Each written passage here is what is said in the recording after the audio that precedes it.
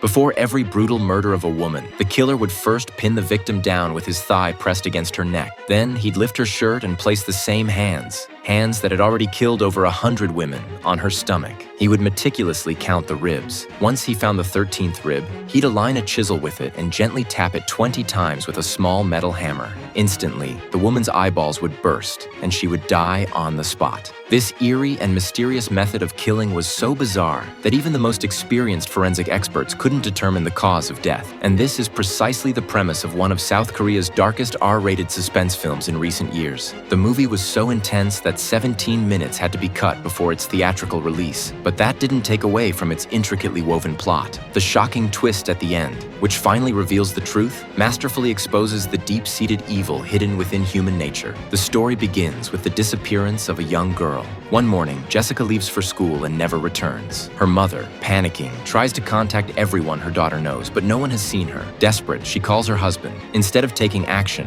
he urges her to keep the situation quiet for now. Her husband is the second-place candidate in an upcoming mayoral election, already trailing far behind the frontrunner. If news of their daughter's disappearance were to get out, and especially if it were sensationalized by the media, it could destroy his chances of winning. Hoping to avoid unnecessary trouble, he suggests waiting a little longer. "What if Jessica comes home tomorrow?" he says. But by the next day at noon, there's still no word from Jessica. Unable to wait any longer, her mother contacts the police. However, because Jessica had a history of partying at nightclubs and even running away from home in the past, the police don't take the case seriously. They perform only a basic check of her phone records. That's when they notice frequent calls with a girl named Jennifer. Jessica's mother rushes to the school to find her. At that moment, Jennifer is trying to unlock a cracked phone. When she sees someone approaching, she hurriedly stuffs the phone into her pocket. When questioned, she says that after school the previous evening, Jessica got into a white sedan.